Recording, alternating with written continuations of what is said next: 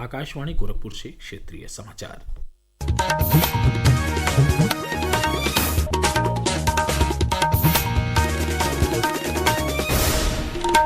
नमस्कार। समाचार बुलेटिन के साथ मैं वेद प्रकाश पाठक। सरकार पाकिस्तान प्रायोजित आतंकवाद के खिलाफ भारत का दृष्टिकोण प्रस्तुत करने के उद्देश्य से 7 बहुदलीय प्रतिनिधिमंडल विभिन्न देशों में भेज रही है। ये प्रतिनिधिमंडल इस महीने के अंत में संयुक्त राष्ट्र सुरक्षा परिषद के सदस्यों समेत प्रमुख साझेदार देशों का दौरा करेंगे।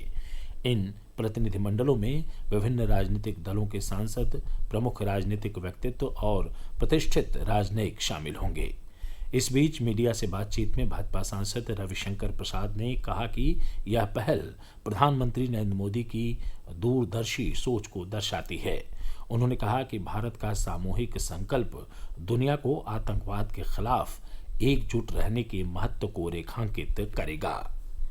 सेवानिवृत्त वरिष्ठ लेफ्टिनेंट जनरल कन्वलजीत सिंह ढिल्लों ने सशस्त्र बलों को ऑपरेशन सिंदूर के लिए बधाई देते हुए कहा है कि भारतीय सशस्त्र बलों ने पाकिस्तान को कड़ा जवाब दिया है।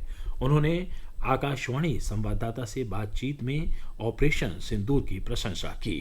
जय हिंद देशवासी। आज जब भारतवर्ष ने ये प्रण किया कि हम अपनी भूमि पर आतंकवाद को बर्दाश्त नहीं करेंगे और ऑपरेशन सिंदूर के तहत पाकिस्तान में आतंकी ठिकानों को निशाना बनाया और फिर पाकिस्तान द्वारा लड़ाई को बढ़ावा देने के बाद उनके एयर बेसिस को बर्बाद किया। इस वक्त मैं वर्दी में नहीं हूँ, लेकिन दिल से मैं आज भी भारतवर्ष का एक सच्चा सिपाही हूँ। देश का सैनिक होने के लिए वर्दी पहनना जरूरी नहीं है, दिल से देश के उज्जवल भविष्य की कामनाएं होनी। जय हिंद।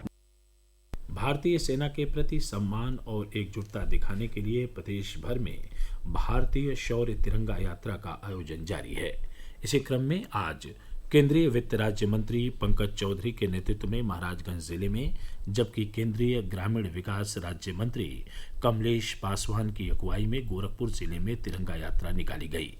प्रदेश के फिरोजाबाद, बागपत, गौतम बुद्ध नगर और बलरामपुर जिलों में भी भारत शौर्य तिरंगा यात्रा का आयोजन हुआ।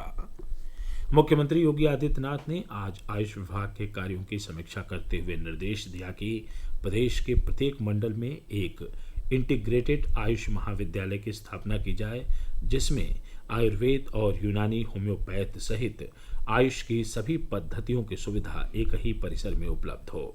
उन्होंने कहा कि यह प्रयास न केवल आयुष चिकित्सा पद्धति को सुदृढ़ करेगा, बल्कि भविष्य की स्वास्थ्य आधारित शिक्षा प्रणाली को भी सशक्त बनाएगा।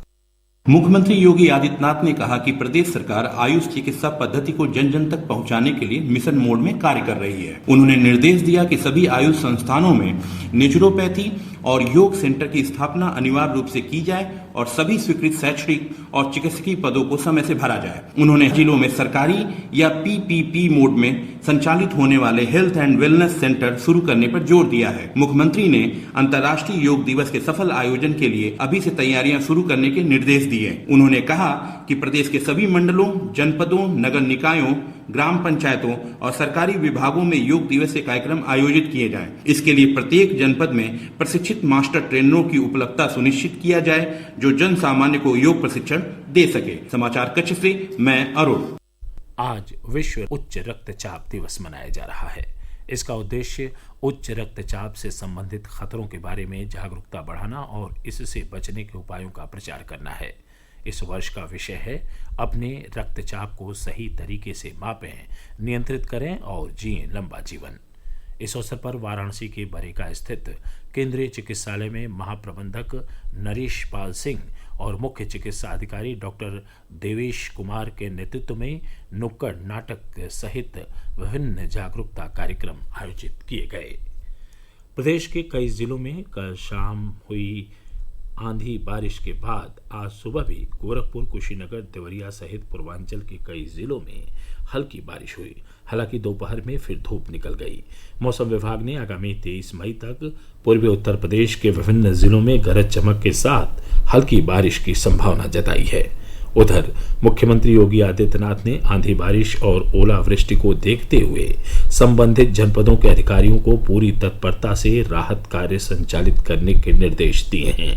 उन्होंने कहा कि अधिकारी क्षेत्र का भ्रमण कर सर्वे करें और राहत कार्य पर नजर रखें। मुख्यमंत्री ने कहा कि आकाशीय बिजली, आंधी, तूफान और बारिश आदि आपदा से जनहानि और पशु हानि होने की स्थिति में तत्काल प्रभावितों को राहत राशि का वितरण सुनिश्चित किया जाए। समाचार समाप्त हुए। नमस्कार।